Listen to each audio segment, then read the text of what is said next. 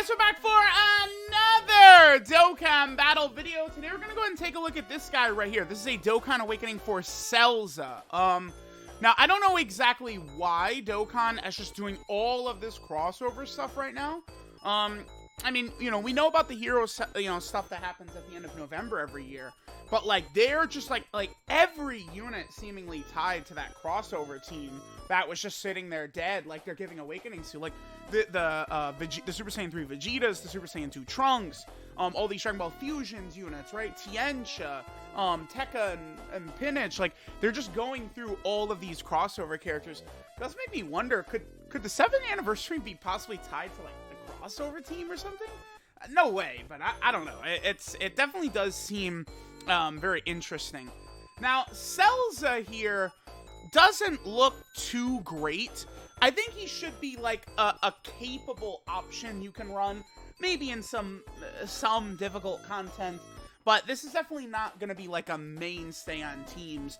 None of these Fusions Awakenings look too impressive to me. Down the line, you know, they can get EZAs and they can be good, but I do wonder, like, are we going to see EZAs for these units show up soon? Or, you know, is this going to be down, like, way down the line? Because, like, Tiencha, Pinich, and Tekka sucked, and then they're like, oh yeah, that's because we're going to drop EZAs 2 weeks later. So it's just like, oh, okay. By the way, that's a I hate when they do that. So CELZA right here, super attack effect, all he does is greatly lower defense, which sucks, so that's bad. That's where, like, you know, why are they Dokkan Awakening a unit, and all they give him is greatly lower defense? Like, why doesn't he heal on super attack, or give himself at least 30% defense for one turn? Honestly, just, like, stack defense, something, man, give him something to be useful. He gets 100% attack and defense start of turn, he recovers 10% HP at the start of turn, he gets another 50% attack and defense on super if HP is 50% or more. Not the craziest, very, very basic. He does have some good links: Nightmare, Brutal Beatdown, Chucking Speed, Prodigies, Big Bad Bosses, Fuse Fighter, and Shattering the Limit. So he's got some stuff there to work on a villain team, which is what we're doing, right? And we're running Transformation Boost / Terrifying Conqueror right here. Now, on this turn, keep in mind that Kid Buu does not have his passive active. So we're getting 60% support in total from Kid Buu, as well as STR Cooler. And again, we have, what is it? I believe Nightmare. Is that Nightmare? No, it's Brutal Beatdown. Brutal Beatdown and Big Bad Bosses are active right here. What is his defense looking like? He's at 123k. Again, he gets 50% on super attack. So he's at like 180 with 60% support. That's, yeah, dude, these Awakenings, these guys, they don't really look too impressive, honestly.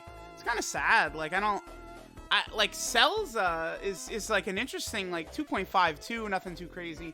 The HP regen at the start of turn is nice, right? Especially, like, the more, oh, okay, the 5 dodge, nice.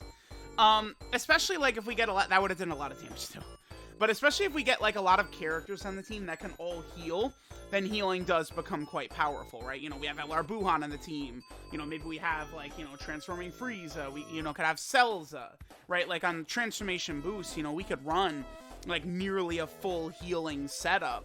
And it could, you know, be pretty interesting in that fashion, sure, but I don't know. I just, I'm not I just don't think that they made these guys good enough, honestly. Just looking at it. I really feel as though these units could have been given a far more significant power buff than they were given, right? I don't think that there's any reason. There's just so many teams nowadays that are just sort of like not the greatest. I feel like we really could have gotten the power buffs and the power increases that some of these teams needed a little bit more, right? Like, more buffs to the Fusion team is not a bad thing, right? I know it's it's easy to just go, oh, Fusions is always going to be good and stuff like that because all the Gogetas and the Vegetos, but it's like, no, like, the longer the game goes on, the teams that are truly good are Hybrid Saiyans, Pure Saiyans, right? Transformation Boost, right? You know, any team that's always getting these buffs, any team that's constantly getting new units added to it. That's why, again, like, those sort of, like, I don't know, like, how would we want to say it, like, race categories, again, like Pure Saiyan, Hybrid Saiyan, you know, androids, those types of ones work really well because they're always getting buffed, right? We're always getting new characters added to those teams. So like those are the ones that really, you know, are the best teams in the game. So I think a character like CELZA, right, who is not on like some of these best teams in the game. I mean, I do think Transformation Boost is quite good. I do think it could use a better leader than Cooler. Like, you know, Cooler is just over 2 years old now at this point. Like, let's be real here, man. But I do think that, you know, again, just Fusion, Transformation Boost, and Crossover, they could have made this guy hella good. And it would not have been an issue, I think, whatsoever if this guy was super good, right? Okay, so this is a really good rotation right here. We have Brutal Beatdown, Nightmare, and Big Bad Bosses all activated. We've got a lot of support between Physical Kid Buu and Garlic Jr. right here. He's only at 138k on this team? Or on this rotation right here? God damn, boy. Like, that's...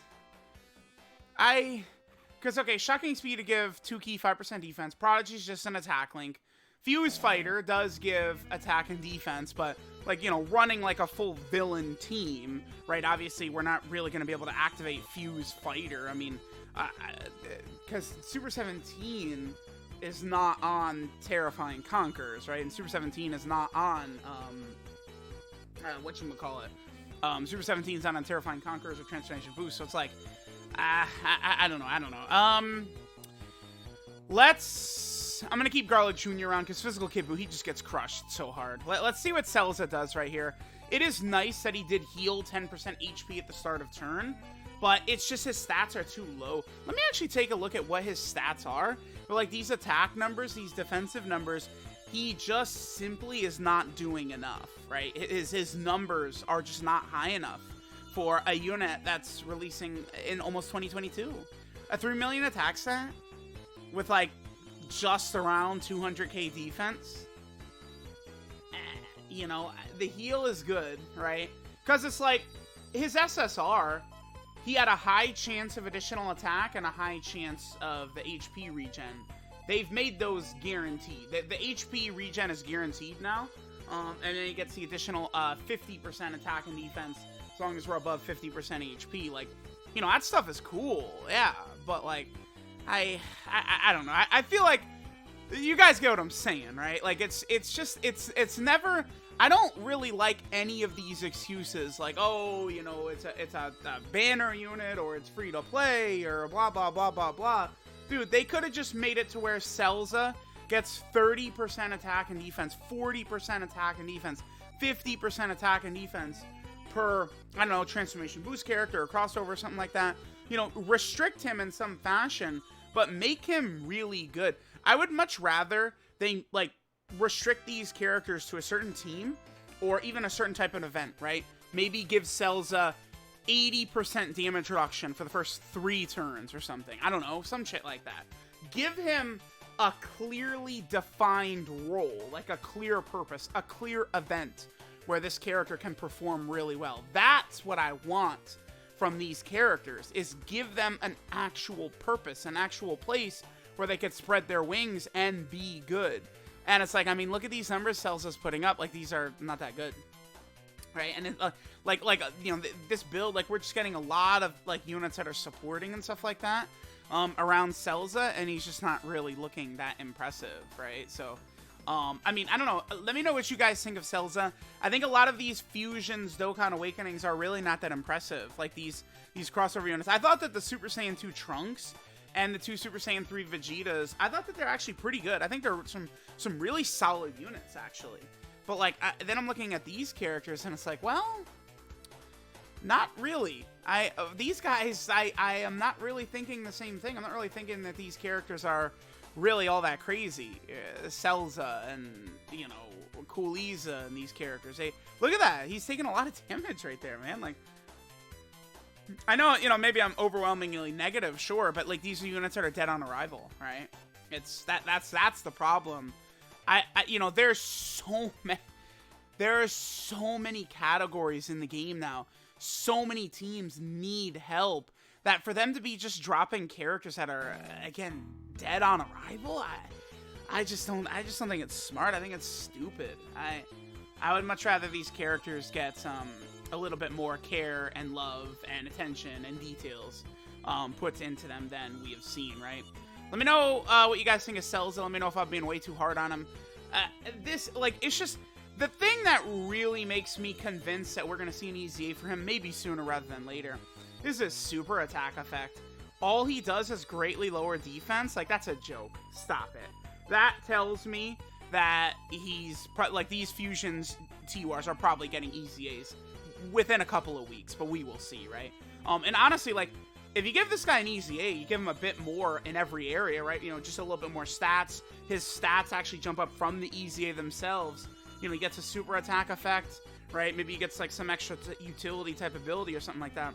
All of a sudden, this guy could be pretty good, right? Like, I feel like these fusions characters, a bunch of these awakenings, they're just right there, right? They're right on the cusp of being actually, like, good options, but they're just not quite there yet. So we will see, right, if an EZA will come along.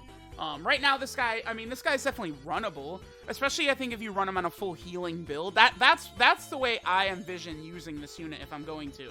I run him on a team with LR Buhan and Janemba, Transforming Frieza, this Celza, right? STR Kid Buu. I'm just running him with all these different healing characters, and I'm running, like, a healing team. That could work.